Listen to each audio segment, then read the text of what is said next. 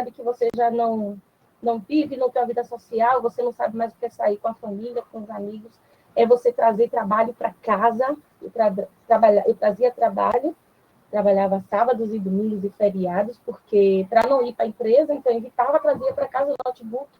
Então a sua vida pessoal realmente vira uma fumaça. E foi o que aconteceu com essas personagens. Elas não conseguiam ver os abusos sofridos. E ainda, para piorar, tem a cumplicidade dos outros empregados, né?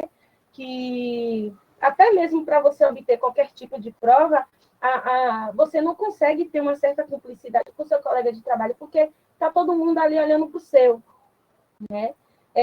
Principalmente quando se trata dos assediadores no nível superior, né? No seu nível hierárquico, que é o seu supervisor, é o seu chefe, né? O seu chefe imediato, porque nós nos tornamos, a cada tentativa, um alvo. E aí, na tentativa de tentar agradar os dois lados, que é você e a empresa, a situação fica um pouquinho complicada, porque aumenta o problema para você, acaba se tornando uma situação cruel para o seu psicológico, para o seu emocional, e para a empresa está tudo muito bonito. Então, você vira uma fumaça e a empresa vira uma grande estrutura de ouro, vista, benquista, por profissionais que estão lá fora e que, às vezes, não conseguem perceber, não sabem, na verdade, o que acontece internamente. Então, o próximo tema é continuidade, né, que é humilhação, preconceito e assédio moral. E não é muito diferente, porque é uma correlação do que tem. E a gente tem alguns autores que dizem que o assédio moral no trabalho se caracteriza por qualquer tipo de atitude hostil, individual ou coletiva, que é dirigida contra você, contra mim, trabalhador, e que pode ser tanto de uma parte do seu superior hierárquico, como também da forma vertical, né, que é exatamente entre colegas, pelo colega do mesmo nível ali, que é subalterno igual a você, né? E que nessa situação de preconceito, de assédio moral, humilhação, ela provoca uma degradação muito grande na atmosfera do trabalho, né? E essa degradação, ela traz a ofensa à sua dignidade e causa danos irreversíveis, às vezes. Já conheci pessoas que, infelizmente, tiveram que se afastar e se aposentou porque acabou não conseguindo mais ter uma vida social e, eu não sei qual é a palavra correta a dizer, mas acabou se tornando um deficiente mental, que eu acho que não usa mais essa palavra, mas eu esqueci qual é a palavra correta. Me perdoem, mas eu esqueci realmente. Então, hoje a pessoa está afastada, não trabalha mais, porque sofreu tanto assédio que ela perdeu a noção do que é uma vida, né? Do que é viver, do que é ter um raciocínio lógico. E muitas das vezes são induzidos por outras pessoas a práticas de atitudes que são contrárias a isso, né? Vamos dizer assim, são contrárias à ética, porque isso foge totalmente da ética. E isso acaba excluindo e prejudicando o progresso de qualquer carreira. É por isso que muitas das vezes nós aceitamos passar pelo que nós passamos. Johanilza. Isso mesmo. E a gente pode observar no filme, logo as primeiras cenas, que ela chega na Hanway para fazer entrevista, e ela pergunta, é você que é Andrea Sachs? Ela diz, sou eu mesmo. Esse RH me prega a cada peça, ou seja, já começou o preconceito daí, já olhou a roupa de Andrea, já viu que não tinha nada a ver com o ambiente dela. Chega na sala, lá para esperar Miranda, e Nigel chega perguntando, quem é essa? O que é isso? Ela chega, nem me pergunte, continua com o preconceito. Aí, na igual sair da sala, ele diz, aqui está um cheiro de bacon. Olha a humilhação. Gente, o filme é todo baseado nisso. Preconceito, humilhação e assédio moral. As partes mais interessantes do filme são baseadas nessas coisas. Ou seja, a gente pode dizer que a humilhação é repetitiva e de longa duração, interfere na vida do profissional, comprometendo a identidade, a dignidade, as relações afetivas e sociais, gerando danos à saúde física e mental. A gente tem um exemplo na prática, não é só no filme. Está aí a Edilene que comprova tudo isso que eu estou dizendo. O assédio moral ocorre entre as pessoas hierárquicas diferentes, ou mesmo chefes e subordinados. E como a Edilene falou antes, são dois tipos. O vertical, que é praticado pelos chefes, e o horizontal, que é praticado pelos próprios colegas de trabalho. Andréas, no filme, ela sofre de assédio moral o tempo todo, não só praticado pela chefe direta, como seus próprios colegas de trabalho, seja a Emily, seja a Nigel, seja outras modelos, entendeu? Como ela já não tinha conhecimento de moda, agravou ainda mais essa forma de preconceito e assédio e humilhação. Em todo assédio moral, há uma relação de poder, onde os atos de humilhar são uma constante no processo do assediador, de quem humilha e de quem é humilhado. E é uma relação de poder entre o mais fraco e o mais forte no ambiente de trabalho.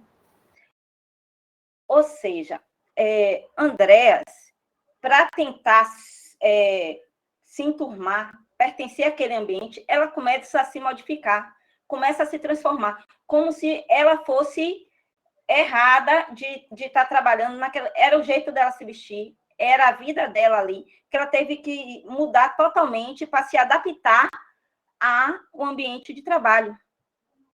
Ela começa a se modificar, começa a se transformar. E com isso, a vida dela também passa a se transformar. Os amigos não veem mais, ela perde o namorado, perde os amigos. E a última cena dela, que ela se dá conta de que ela está virando uma espécie de segunda Miranda, é que ela cai na real. Aí ela larga tudo e vai embora. Porque ela já não tinha mais o que perder. A cena que Emily é atropelada e vai para o hospital, que não vai para a semana de moda em Paris, e Miranda diz, você tinha a opção, ela diz a Andrés, você tinha a opção, era só dizer não. Ela, como é que eu ia dizer não para Miranda? Ela, você podia dizer, você não ia no meu lugar. Entendeu? Porque ela tinha feito dieta para caber nas roupas, tinha feito isso, não estava comendo, tudo para ir para essa bendita semana de moda. E, no entanto, ela sofre um acidente de carro. E aí ela perde a oportunidade de viajar e a Andrea vai no lugar dela. A partir daí é que começa ela verificar um monte de coisa, o mundo, o que está por trás de tudo. Miranda trai Nigel, que ele seria o sócio, e por causa de uma disputa de poder, ela tira a sociedade de Nigel e dá o poder para outra concorrente, para poder ficar junto, ficar comandando da mesma forma. E ele disse, haverá outras oportunidades. E ela não entende isso, Andréas não entende por que ele não se chateou, não se revoltou com isso. E ela passa a observar um monte de coisa que ela não observava antes, quando estava no processo de transformação. E aí que ela toma a decisão de sair. Mas a gente pode, a partir desse filme, tirar um monte de lição sobre assédio moral, principalmente. Ela atribui erros imaginários no trabalho, ela faz críticas em público, ela impõe horários injustificáveis, ela força a demissão naquela parte. Ou você traz os manuscritos originais de Harry Potter, ou você está demitida. Ele disse, é impossível achar, mas ela deu um jeito e achou. Mas senão ela estaria no olho da rua. Ela faz comentários maldosos e boatos sobre Andréas, principalmente Emily, com as outras empregadas. ela não passa as informações necessárias para atividades. Ela diz assim, eu quero isso, isso, isso, isso e isso. E você que se vire para resolver aquilo que ela quer. E isso, gente, acontece também na vida real. É o que mais acontece. Essas gestões por medo, posso dizer assim. Ou você faz o que eu estou andando sem questionar, ou você simplesmente vai perder o seu emprego. Aí a pessoa, como fica naquela situação, e às vezes tem problema em casa, tem que manter família, e tudo, vai acabar fazendo aquilo que é determinado para ele fazer, independente de ter condições ou não. Diga, Di. E para finalizar, temos uma frase que a Miranda Presley utiliza, que ela fala: detalhes da sua incompetência não me interessam. A gente consegue ver que, às vezes, a pretensão do assediador é de infligir terror psicológico na vítima, né? E Miranda, ela fazia isso constantemente no filme. E, às vezes, é uma agressão silenciosa no sentido de que, muitas das vezes, esse tipo de violência passa despercebido, né? E por valorizarmos demais aquele trabalho, aquela posição que nós estamos, não percebemos. E a gente consegue perceber isso claramente no filme. E aí eu vou lançar uma pergunta para vocês, né? De que modo vocês se encontram no ambiente de trabalho, né? E de que forma a influência das suas relações sociais externas, sua família, seus amigos, com as relações internas da empresa, está conseguindo influenciar você de uma forma positiva. Porque, como eu falei anteriormente, e o Ronilson também falou, muitas das vezes não temos uma cumplicidade com os nossos colegas de trabalho. E depois que o problema acontece, como foi o caso do atropelo, responde, você tinha opção de dizer não. Você tinha opção de dizer não. Então, eu ouvi isso, que eu tinha opção de dizer não. Mas como é que diz se é o seu trabalho? Como é que eu vou dizer não para o meu chefe? Então, é uma pergunta que deixo no alto para vocês. Vocês hoje podem dizer não para o chefe de vocês? Eu entendo que existem várias questões a ser debatida, como sustento, a família, filho, faculdade. Nós precisamos do trabalho, mas o seu trabalho é mais importante que sua saúde, porque precisou eu quase perder a minha vida, né? Foi questão de dias, foi questão de horas, na verdade, porque quando eu já cheguei no hospital, o médico disse que eu não passava de um dia e já estavam preparando a UTI para me receber, né? Então, assim, foi muito grave. Então, a pergunta que eu deixo claro: até quando alguém vai me chamar de incompetente para algo que é para satisfazer a necessidade deles, né? E até quando nós vamos aceitar isso? Isso é uma reflexão que eu fiz para mim quando eu saí do hospital e que eu peço para vocês refletirem também. Não estou pedindo para ninguém se revoltar, é lógico, mas que a gente consiga analisar se a gente quer trabalhar com saúde e vida ou se a gente vai perceber que precisa a gente perder o que é mais importante, a nossa saúde, a nossa família, por causa de uma posição. E assim nós encerramos e agradecemos. Disso, tem mais alguma coisa para acrescentar? Não, minha flor. Pronto, então obrigada, gente. Professor. Muito bom. Caramba, hein, Edilene? Caramba, viu?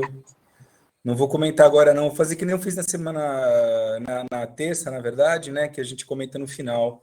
Mas parabéns às duas, aos demais integrantes da equipe. Muito boa apresentação, assim, trazendo questões pessoais, elementos pessoais, com uma boa participação dos autores também. Mas, assim, eu vou comentar depois, mas gostei bastante, viu? Impactou bastante a gente também, Edilene. Caramba, meu. Caramba. Bom, mas vamos lá. Muito bom. Deixa eu ver aqui, então, qual seria o próximo grupo. É o primeiro que seria, né? Que é É o nosso. Alan, Rafael, esse? Rafael. Eu, né, Cris, Rafael, Ludmila, Davi, Franciele, Alan e outro Rafael. Aí, Beleza. falei Rafael 2 vezes. Quem que eu mando aqui para ser apresentador? Eu. Tem como botar 2 pessoas, professor? Não sei, vou tentar. Nunca Seria tentei. eu e Marcos Felipe. Vou botar você. Eu acho que assim, o primeiro, quem vai começar? Você ou o Marcos? Eu. Mas se não tiver, não tem nada não. A gente dá um jeito aqui. Eu acho que eu tenho que deixar você e depois eu deixo ele. Eu posso fazer isso. Pode deixar só eu mesmo, então. Enquanto. Você sabe. Já tá, dá uma olhada aí, vê se tá funcionando. Sim. Tá todo mundo aí? Sim. Sempre pronto. Sim, sim. Sim.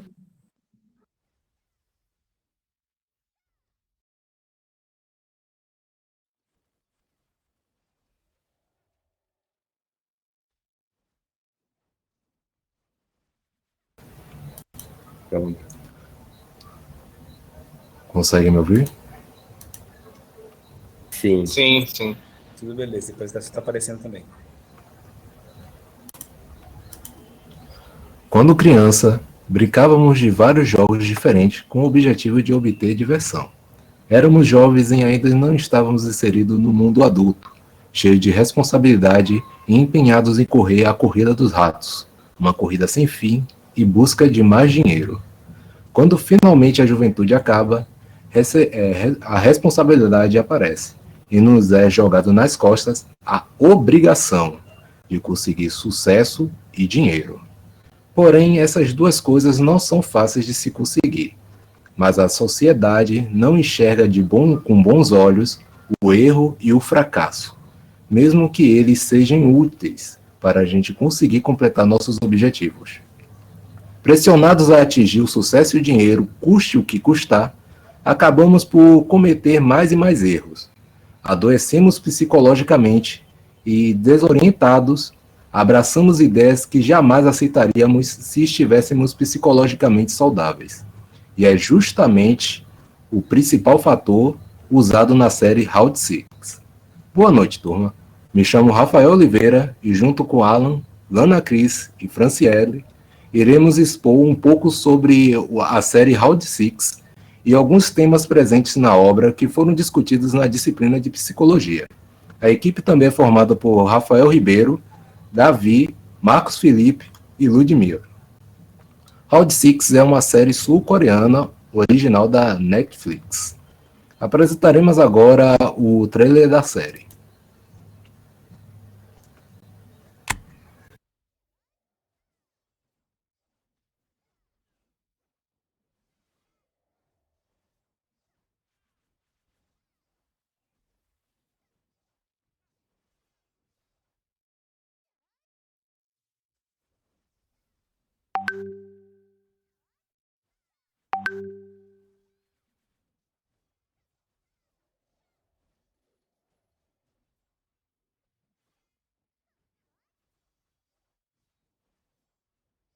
Estamos sem áudio.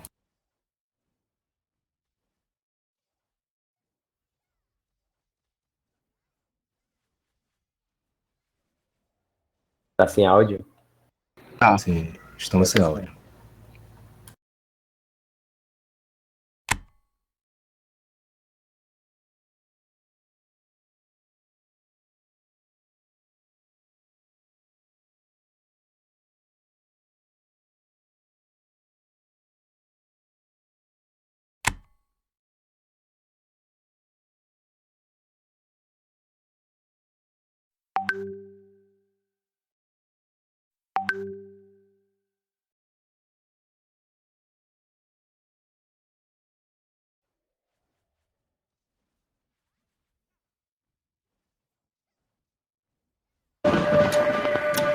Tá indo áudio? Baixa só um pouco.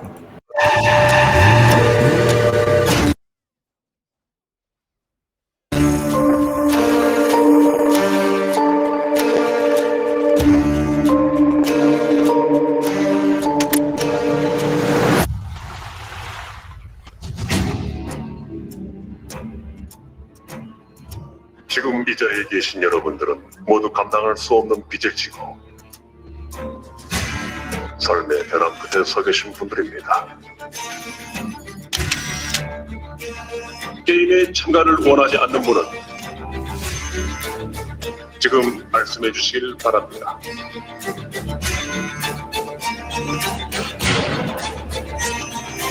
무궁화 꽃이 피었습니다입니다. 그 옛날에 어릴 때 하던 거 말이에요?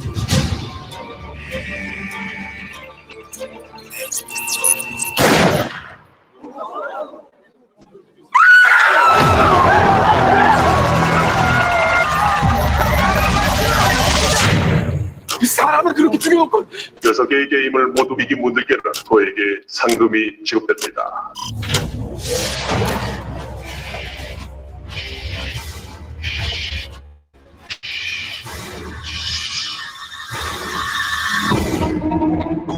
눈 바짝 뜨고 계세요. 제일 센 쉐부터 크게 살게. 애들 게임 규칙 단순해. 내가 무조건 이기게 해줄 테니까. 무슨 수로? 무슨 수로? 이러면 안 되는 거잖아! 우리끼리 이렇게 죽으면 안 되는 거잖아! 게임을 거부하는 참가자는 탈락으로 처리된다.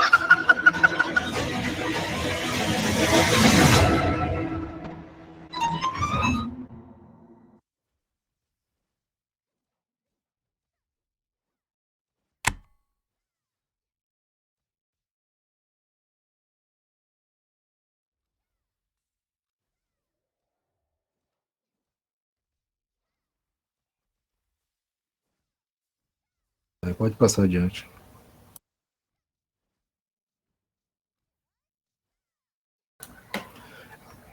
O enredo. Tá com áudio. O enredo desenvolve uma história sobre um grupo de pessoas que estão desesperadas por dinheiro. São pessoas que vivem na área mais baixa do abismo social da Coreia, com dívidas gigantescas e sem esperança de dias melhores, e vivendo no limite. Eles são convidados para participar de uma competição formada por uma série de jogos infantis, e no final da competição, os ganhadores receberão uma grande quantia em dinheiro. Porém, o que eles descobrem no meio da competição é que quem perder acaba morrendo. Por estarem endividados e sem oportunidades, muitos aceitam participar do jogo até o fim, e assim inicia toda a jornada dos jogadores. Round 6 faz uma crítica ao sistema capitalista, onde empresários milionários assistem a toda a carnificina apostando e se divertindo com o ocorrido, completamente desligado da realidade que está sendo vivido pelos jogadores. Esta é uma alegoria de como as relações de trabalho podem e muitas vezes seguem um modelo explorador, e como se os competidores fossem funcionários que, vendo que a única maneira de sobreviver é vendendo sua força de trabalho, eles acabam aceitando essa exploração. Outro ponto que é o fato que acontece inicialmente, quando acontecem as primeiras mortes, os competidores ficam chocados, mas com o passar do tempo, o extremo estresse e as consequências que envolvem perder o jogo, e no caso, se perder, acabam morrendo, ou se desistirem do jogo, sim, eles podem desistir do jogo, como a outra equipe mesmo disse, você sempre pode dizer não, porém, a realidade é que eles desistindo, voltariam sem o dinheiro para casa e acabaria voltando a viver uma vida miserável e sem perspectiva de futuro. Numa situação como essa, eles acabam aceitando, mesmo em situações normais, eles nem sequer pensaram em aceitar algo assim. Com o passar do tempo, eles acabam se deslocando dos seus conceitos éticos e acaba vendo tudo aquilo como naturalidade, tanto as mortes quanto as torturas psicológicas que eles estão sofrendo. Uma das regras do jogo é que a cada competidor morto, o prêmio acumula, dando a ideia de que cada indivíduo tem meramente um valor financeiro, independente das suas individualidades. Além de que, os competidores deixam de usar seus próprios nomes e acabam só usando os seus nomes de matrícula no jogo. Você não é mais você é basicamente só mais um integrante. Tudo é feito para que exista o menos empatia possível, e assim a competitividade entre os integrantes aumente. tanto que os participantes chegam a trapacear e sabotar uns aos outros, independente deles já terem tido a ajuda um dos outros ou de serem até os seus próprios amigos. Round Six questiona até onde o indivíduo pode esquecer sua humanidade e degenerar sua ética e moral em busca de dinheiro e sucesso, ao mesmo tempo que mostra como o sistema capitalista trabalha para que isso ocorra em prol da satisfação daqueles que contêm o capital. Pode passar.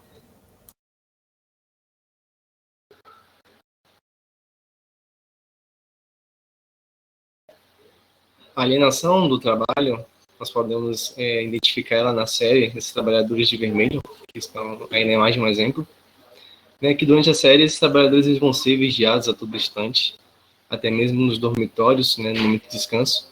Esses dormitórios eles são individuais, e inclusive em cada dormitório vão haver câmeras de monitoramento, 24 horas, e inclusive nos dormitórios vão ter as regras, né, expostas na parede, como tem ali, no exemplo ali, ao lado do espelho, tem ali exposta a regra ali que, como por exemplo, eles não podem falar, só podem falar quando autorizados por um trabalhador na ordem hierárquica mais alta, né? Eles não podem sair dos dormitórios fora da hora de trabalho, então eles têm que ficar isolados até que voltem a trabalhar novamente, e que eles devem sempre usar a máscara, eles não podem ficar sem máscara.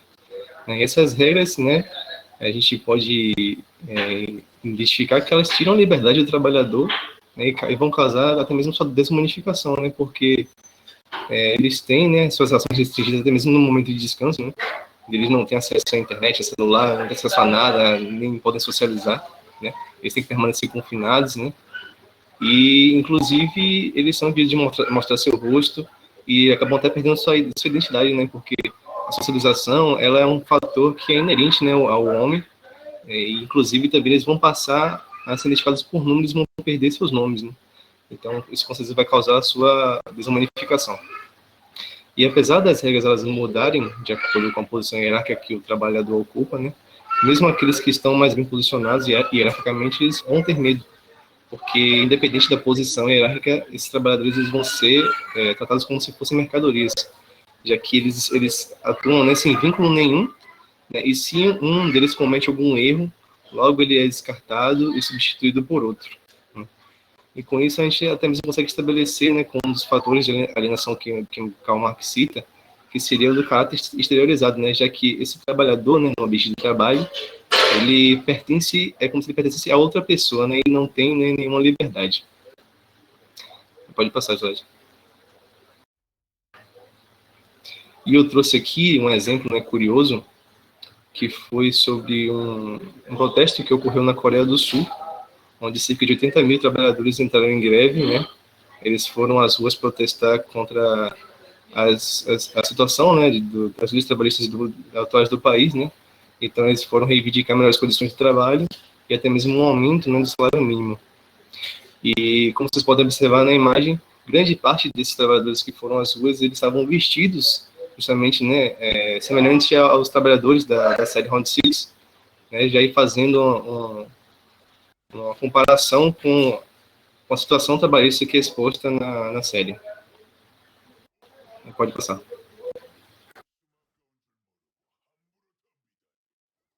Alô, estão vindo? Pronto, então, Sim. obrigada.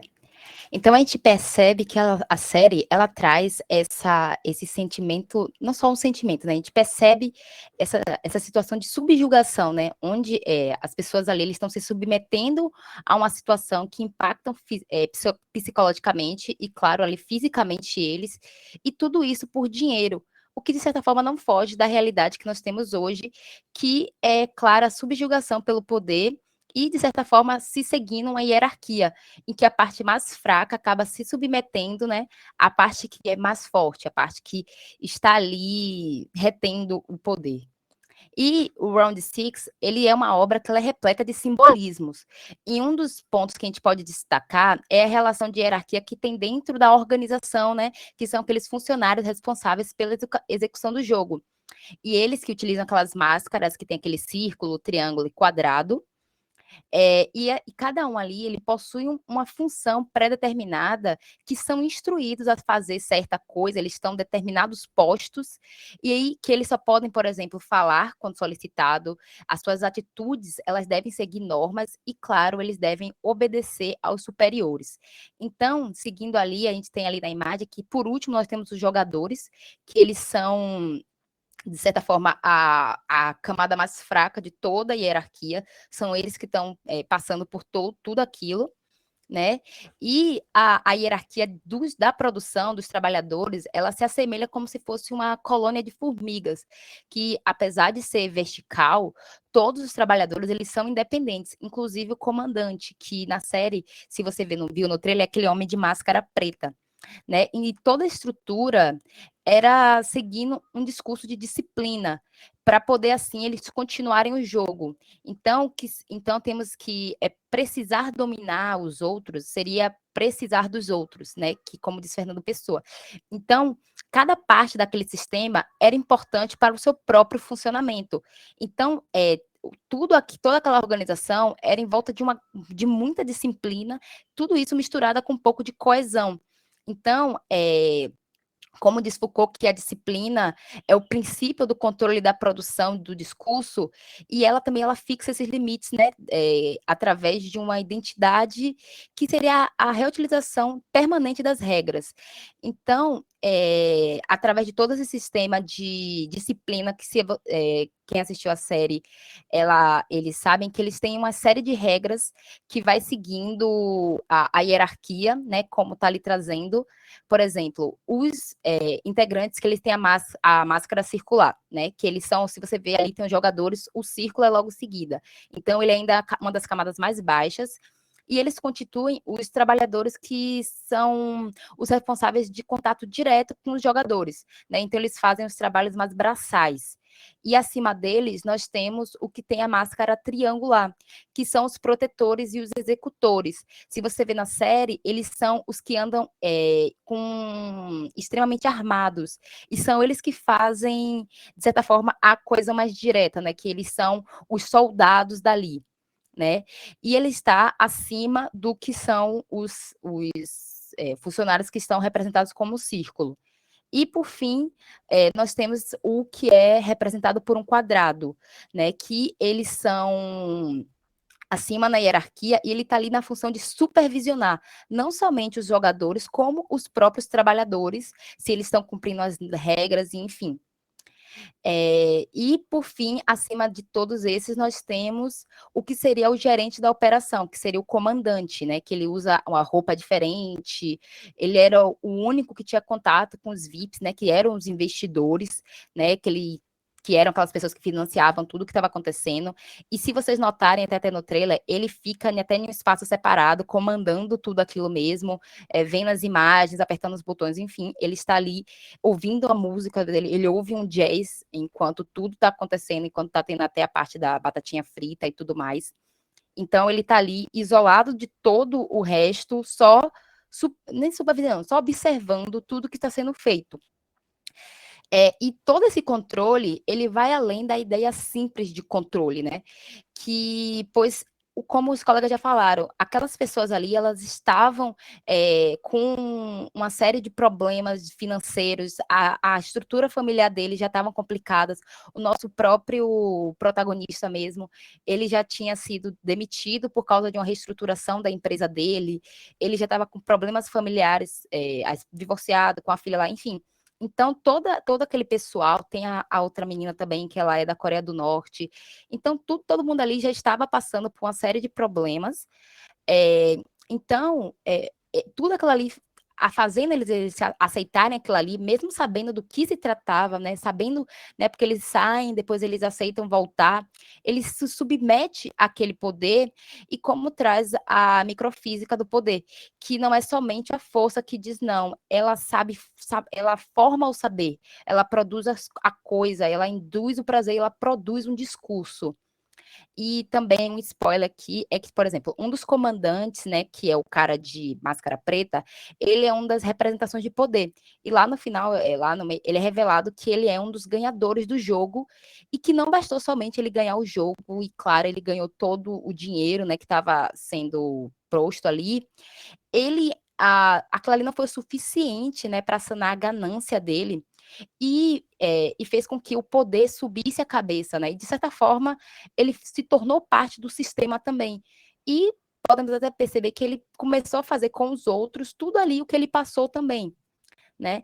E então a gente tem uma relação clara entre dinheiro e poder, né? É uma coisa até meio batida da sociedade, e a gente vê que os investidores, que eles estão ali querendo algo, né? Eles desejam algo, que na série é um entretenimento, e eles pagam por aquilo acontecer. Mesmo que isso faça com que a parte mais fraca, né, que ali são os jogadores, eles tenham que se submeter, e até nesse caso, eles precisariam morrer para alcançar o que aquele investidor lá em cima está querendo, sabe? E não só isso, toda a organização, ela acaba se submetendo a todos esses desejos que estão nas partes superiores da hierarquia, sendo que quanto menor na hierarquia, é mais fácil ser descartável, como os jogadores, que logo no primeiro jogo morreu grande parte dos jogadores que estavam ali, e inclusive também os próprios pessoal da organização, como tem uma das regras é não mostrar o rosto, e tem um dos personagens que faz parte da organização que ele acaba tendo que mostrar o rosto, e um dos supervisores chega para matá-lo também, porque ele estava fazendo algo que não era, né, permitido dentro da organização, então é muito mais fácil trocar ele por uma outra pessoa também, mesmo que ele esteja em uma parte acima, mas não ao ponto dele estar chegando, né, no quadrado, no comandante, enfim. Pode passar.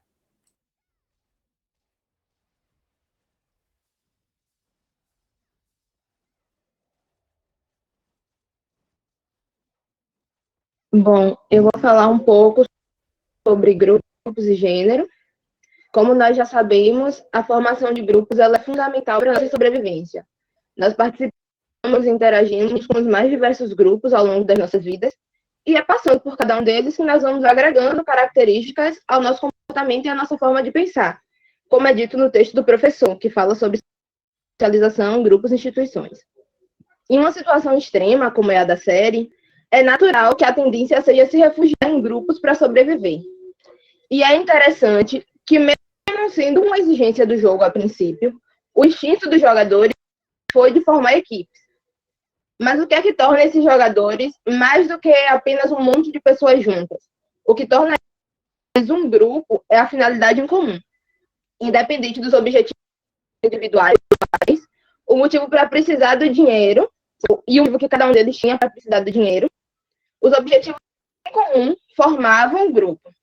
No caso deles, por exemplo, sobreviver tanto durante os jogos quanto fora dos jogos. Outra questão é que o grupo inteiro reflete a mesma característica, independentemente das características individuais de cada um. Vou assistindo a série e você consegue perceber que cada grupo tinha uma característica mais agressiva ou mais estratégica. E isso nos leva a pensar sobre como as nossas características são encorajadas ou minadas pelo grupo. Até que ponto o seu poder de decisão é exclusivamente seu? Pode passar.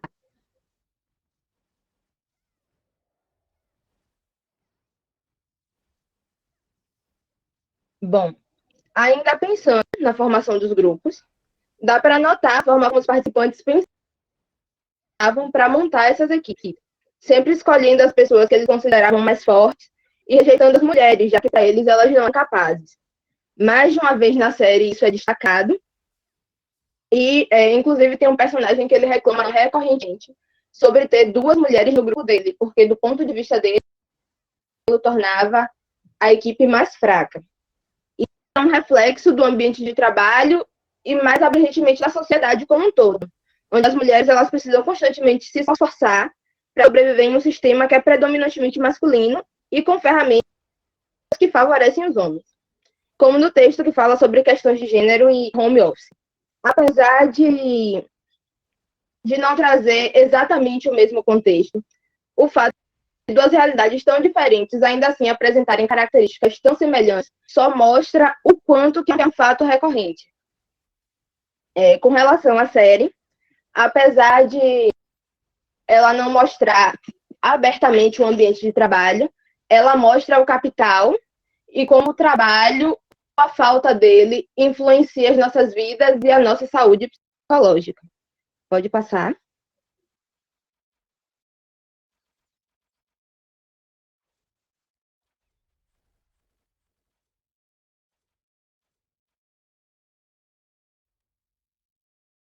Bom, gente, nós agradecemos a atenção de todos Então e é isso, encerramos essa aqui a foi. nossa participação.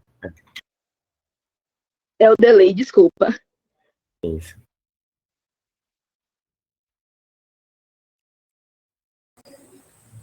Muito bom. Vocês encerraram?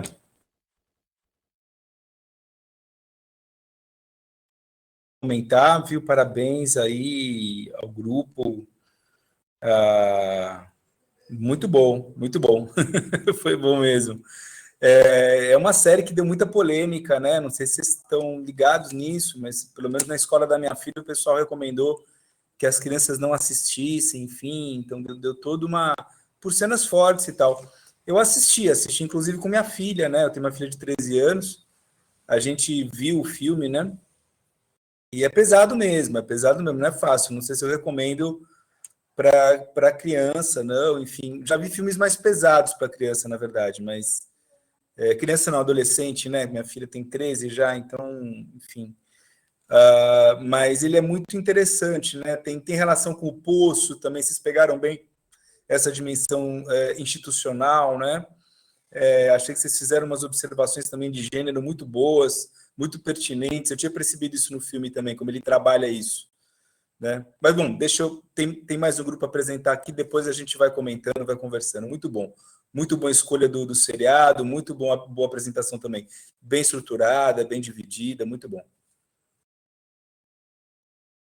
Deixa eu ver quem que vai apresentar agora. Agora é o grupo do Lucas, Ronilson, Ingrid, Maria Luísa, Breno, Jéssica, Sabrina, esse grupo aqui?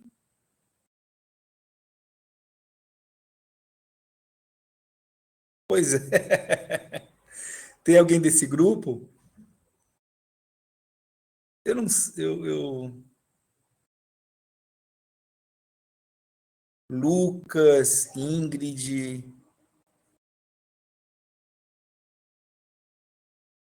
Deixa eu ver.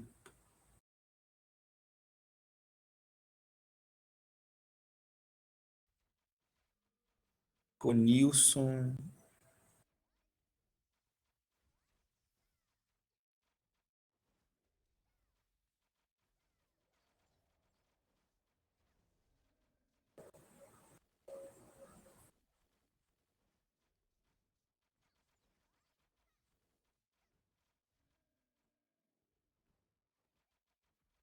Jéssica Cerqueira. Jéssica, você é desse grupo? Você está aí? Eu estou vendo aqui você no...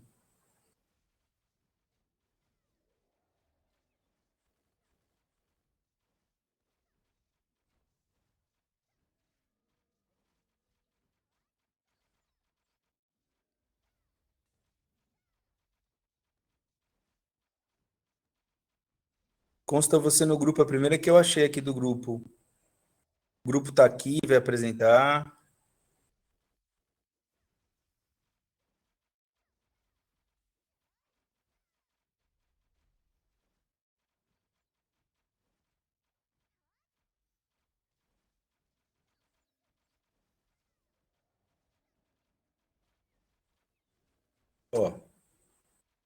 Lucas eu não estou vendo. Ronilson. Acho que Sabrina desistiu, não?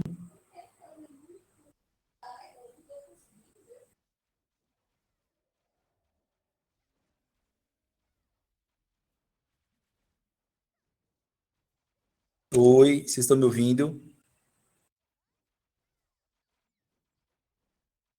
Sim.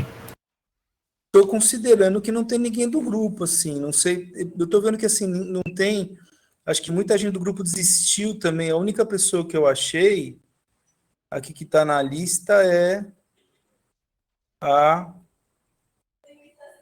Jéssica. Jéssica, você está aí? Fale comigo, Jéssica.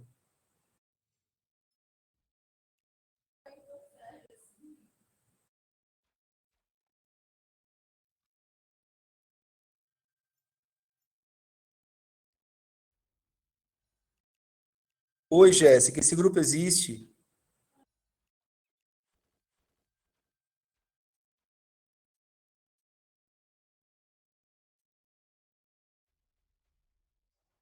Você foi para o dia 21, é?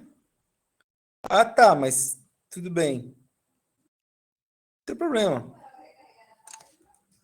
21. Vou mudar aqui. Mas é esse mesmo aqui. Vocês pegaram o Whiplash. É isso? Com esse daqui, o Whiplash mesmo?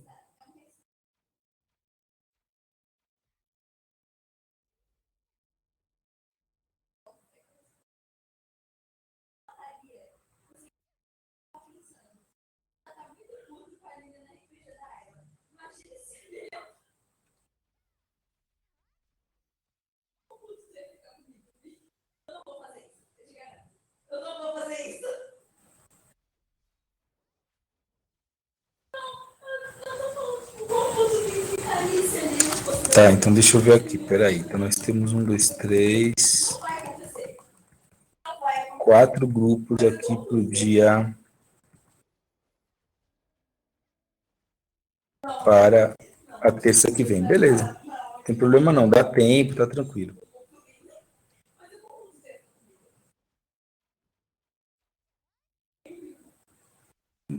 Tá bom, Jéssica, tranquilo. Então deixa eu abrir a câmera aqui, vamos conversar. Legal, dá mais tempo, tivemos 2 grupos, né? Dá para a gente fazer tranquilamente. Aí a expectativa também, 20 minutos aí de... Beleza. Muito bom os trabalhos, viu? Bem bacana, gostei bastante. Eu acho, falando do Diabo Veste Prada, né? Um filme famoso, um filme que eu acho que ele traz muito, ele mistura uma crueldade, vamos dizer assim, ele fala da barbárie. Eu diria o seguinte, o primeiro filme, ele fala da barbárie do trabalho no campo dos altos negócios, de uma certa estética, de uma perspectiva de elite, né? Burguesa. Então, de alguma maneira, como uma sofisticação estética e de moda, ela está, vamos dizer assim, até sustentada numa espécie de barbárie de trabalho, dessa cultura da excelência, não é? Eu acho que não é à toa, né, que vocês pegaram esse filme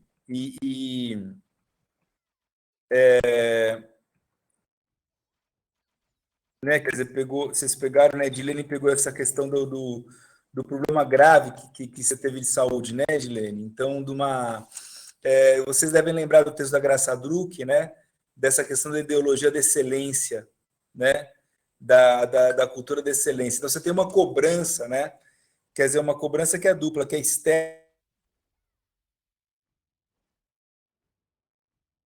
né, você está lá vulnerável, você não está numa situação em que você é totalmente livre, e ao mesmo tempo você se sente pressionado, né? Quer dizer, o capitalismo ele produz um discurso em que você se sente pressionado a dar contas de coisas que não são para dar conta, né?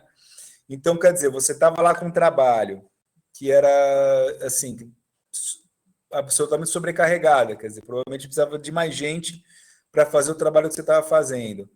De repente, num trabalho que não era bem o seu trabalho, não era bem para aquilo que você foi contratada. Então, você estava tendo que se virar. Então, por exemplo, esse discurso da flexibilidade, você tem que dar conta, né? Você tem que ser excelente, você tem que ser flexível, né? Quer dizer, são todos discursos que culpabilizam e que trazem para o trabalhador, para a trabalhadora, a responsabilidade daquilo que dá certo, que dá errado, né? Quer dizer, isso é um discurso sedutor, porque a gente quer realmente ser autônomo. Então, a ideia que a gente consegue dar conta, ela é boa, né? Ela não deixa de ser sedutora. Na medida que eu consigo dar conta, depende de mim, não depende do outro. E eu acho que isso vocês pegaram bastante, né, no filme. Bom, os claros esgotamentos nervosos, esgotamentos pessoais, o embrutecimento que a gente vai adquirindo, né, no trabalho, essa ideia falsa, né, que a gente tem de separar casa e trabalho, vida privada de trabalho, ela é falsa, né? Ela não existe, ela não pode existir de maneira plena, total. Né? Você vai ficando mesmo meio com jeito, com a... Peraí, só um minuto. Professor, me desculpa, eu te liguei sem querer. Apertei os botões aqui com o celular na mão, foi mal. Pensei que era algum aluno que pedindo ajuda para entrar aqui na turma. Mas então você tem elementos assim muito duros aí da saúde mental, né? Vocês pegaram bastante, né? Eu acho que tem uma questão desse filme porque de certa maneira ele naturaliza, né, um pouco, ou ele caricaturiza, mas ao mesmo tempo ele dá uma ideia de que afinal, bom, ele é competente, a chefe é competente, funciona, né? Então, discurso como se uma pessoa bruta e violenta, né, ela pudesse ser bruta e violenta porque ela é eficiente, porque ela é competente, né? Então, o assédio, ele poderia ser, vamos dizer assim, justificado porque a pessoa funciona. Isso é falso, né? Isso é absurdo. Então, isso tem que ser um pouco relativizado também, né? Quando a gente vai pensar não só nesse filme, mas pensar em outros filmes que a gente vê. Eu queria destacar uma coisa, assim, tanto para os filmes e para as séries, eu fico muito... Uma observação breve. Eu acho que usar filme e série, qualquer produção artística numa sala de aula, num curso, isso tem seus problemas. É bom, é rico, você acaba compartilhando referências de cultura, discute e tal, mas não dá para reduzir. A série, o filme não são materiais didáticos, né? Eles são produções aí artísticas, culturais, e eles são muito para além daquilo que minha disciplina vai falar do filme. A gente vai fazer um recorte, né? A gente faz, você pega, sempre passam tempos modernos, né, do Charlie Chaplin, quando vão falar de trabalho. Quer dizer, aí para mostrar aquela cena de trabalho alienado, do Chaplin, enfim, quer dizer, você reduz, na verdade, o filme àquela cena ou aquela ideia. Na verdade, o filme ele traz uma época, ele traz muito mais coisa. O Chaplin, depois, ele é preso por engano porque está protestando, e depois ele se vira lá no restaurante e dança. Então, o filme é muito mais legal, né, e muito mais abrangente do que uma mera ilustração do que é o trabalho alienado, que é muito legal também, né? Mas eu estou dando um exemplo porque assim, o Diabo Veste Prada é um filme lá para a gente pensar em várias coisas e não só para você afunilar ele, né, para a disciplina. Claro que serve para a gente, a discussão é bem interessante, mas eu queria fazer essa ressalva, assim, né, sabe? Porque eu acho que é importante a gente entender a obra de arte, a produção artística para além, né, de um didatismo que às vezes a gente faz quando está pegando para a sala de aula. Questão por medo, vocês usaram... a Edilene usou, não sei se foi a Edilene que falava, né? Mas eu anotei duas expressões aqui. Precisava dar uma resposta. Né? Eu precisava dar uma resposta. Né? Essa necessidade autoimposta. Né? Vocês usaram muito bem o Marx aqui. A ideia também de assédio horizontal e vertical, né? Quer dizer, geralmente você tem isso. Uma pessoa assediada, vítima de algum preconceito, de algum abuso, ela tem não só isso por parte da chefia, como você tem aliados da chefia que muitas vezes ajudam nisso, né? Corroboram no assédio. Gestão por medo. Perfeita também a expressão que vocês usaram, né? A ideia de gestão por medo. O assédio moral e às vezes até o assédio sexual, eles estão inseridos numa gestão pelo medo, não é? Eles são dispositivos de gestão, né? Também. Pressão e autopressão, né? Muito bom. Então, vocês pegaram esses temas da disciplina muito bem, né? Deixa eu agora ir para o round 6. Então, eu vi com minha filha o Round 6, eu gostei bastante, achei que panicaram o filme, concordo. Quem botou aqui no chat?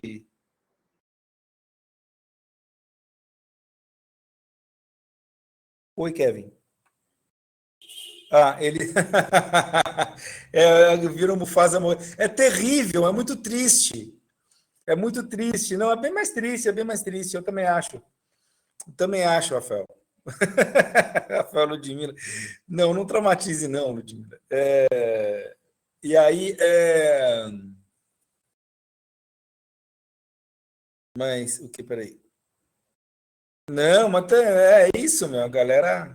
Pode abrir o microfone. Quem quiser comentar, pode sim. Pode abrir o microfone quem quiser falar.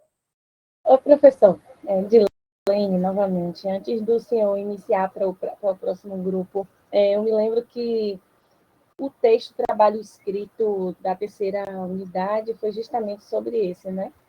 E eu me lembro que no início da minha dissertação eu iniciei falando que era um tema bastante difícil, tanto que eu tinha decidido não fazer o trabalho, né? Porque é um processo muito longo. Depois que você acorda para a realidade, você passa a entender o que você viveu. E assim, eu nunca tinha visto, né, como eu falei em um dos meus comentários, um filme para trazer tanto para a realidade.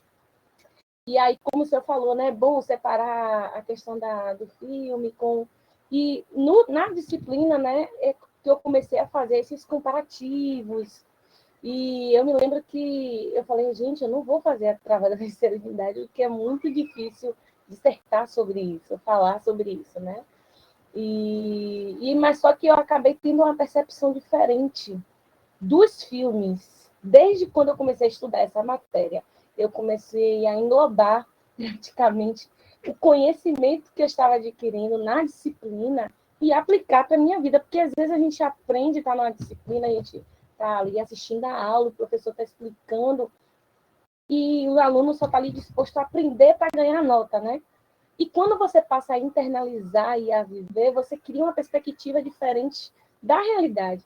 Então, quando eu assisti o filme novamente para fazer a apresentação, eu comecei a não enxergar mais como alguém que está assistindo Netflix, comendo uma pipoca, mas como uma estudante, como alguém que vivenciou. E aí você consegue ter uma noção mais ampla da... Né? Então, se eu estava assistindo outro filme que, pela mesma forma, eu falei, gente, eu já assisti esse filme 2 vezes e nunca parei para analisar isso. Né? Então, abre a sua percepção, fica aguçada. E foi isso que aconteceu